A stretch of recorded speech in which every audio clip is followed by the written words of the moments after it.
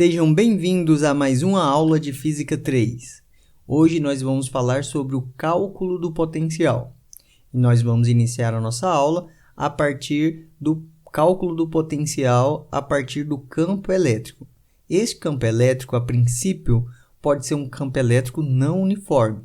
Então, ele tem vários valores dependendo da posição, tá? Então, como é que a gente calcula o potencial a partir do campo elétrico? Então, nós vamos imaginar uma partícula que está numa região onde esse campo está presente. Nós vamos imaginar uma trajetória para essa partícula, dada por essa seta cinza. Então, ela vai sair de um ponto inicial e ir até um ponto final.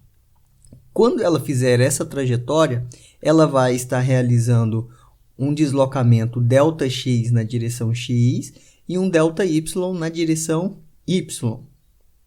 Ok? De tal forma que eu posso calcular o trabalho realizado pela força elétrica durante esse deslocamento, que é igual o elemento de trabalho é igual a F escalar dl. Como a gente conhece F, que é Q vezes Z, eu também posso determinar aqui que o meu elemento de trabalho em cada pedacinho de deslocamento, se eu dividir esse deslocamento em pedacinhos bem pequenininhos, eu vou ter que o elemento de trabalho devido a um pequeno deslocamento é igual a QE escalar dl.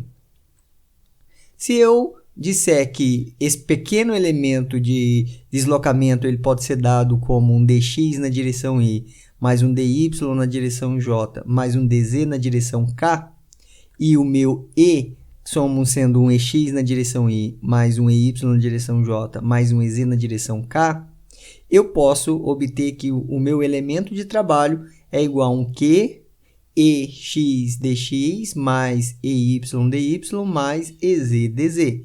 Este é um exemplo particular, ok?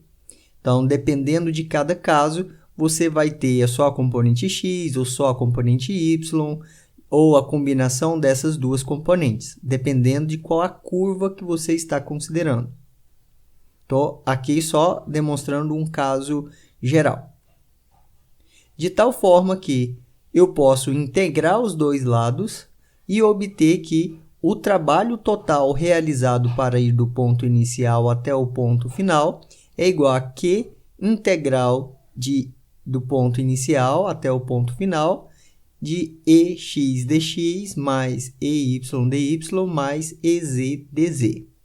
Aqui nós temos que considerar que ex, ey e ez dependem das posições x, y e z. Então, se eles dependerem de ex, ey e z, a gente vai ter que resolver essas integrais. Agora, se eu quero saber quem é o potencial, eu preciso calcular quem é o trabalho dividido pela carga de prova, de tal forma que eu vou obter que o trabalho sobre a carga, estou só passando a carga dividindo, é igual a integral de I até F, do ponto inicial ao final, de ex dx mais ey dy mais ez dz. Lembre-se, esse aqui é o caso geral, a gente vai fazer um caso particular na frente. E eu vou relacionar que o trabalho pela carga é igual a menos a variação do potencial.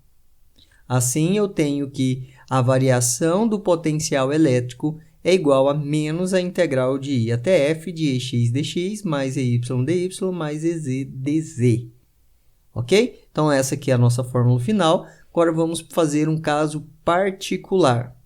Vamos imaginar que eu quero fazer um deslocamento de uma carga que está numa posição xy até uma posição xf.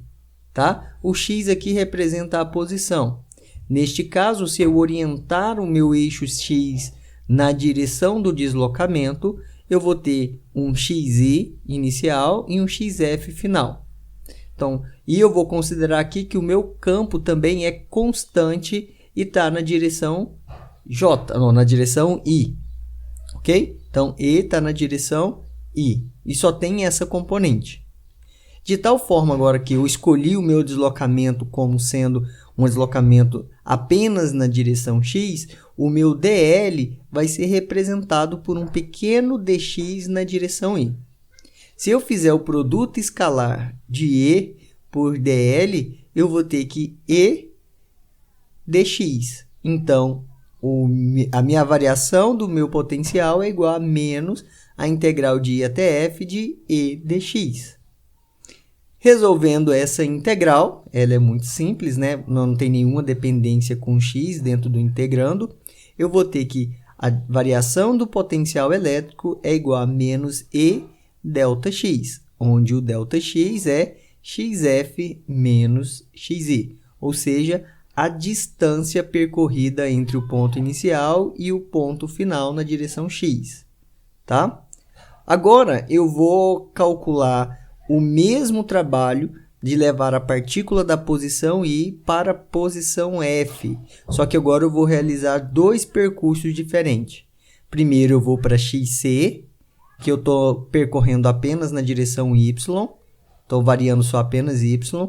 E depois eu vou variar o X e o Y numa direção que forma 45 graus com a direção, a primeira direção, a primeira trajetória. Então, a diferença de potencial vai ficar igual a menos a integral da posição inicial até o C, até o ponto C, de E escalar dl1. dl1 representa a primeira trajetória, menos a integral do ponto C até o ponto F de E escalar dl2. O dl2 representa o segundo deslocamento. Então, vou considerar de novo que o meu campo elétrico está apenas na direção x e vou calcular as duas integrais. Então, o dl1 é igual a um dy na direção j, uma vez que o deslocamento está apenas na direção y, e o dl2 é uma composição de deslocamento na direção i e na direção j, sendo dx na direção i mais dy na direção j. Realizando o produto escalar de E escalar dl1, nós temos que isso é igual a zero, porque E é perpendicular ao deslocamento.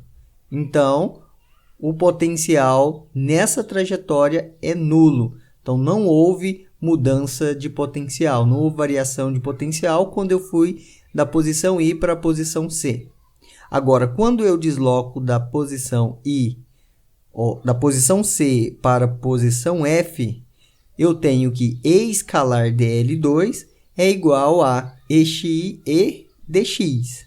Então, eu tenho somente a componente x variando dentro da minha integral. Então, o x aqui vai desde xi até xf, porque na primeira parte do percurso, a única variável que mudou foi o y, mantendo o x constante. Fazendo a integral de xi até xf de E dx, eu tenho que a diferença de potencial é igual a menos E xf menos xi. Essa foi a aula de hoje e até a próxima!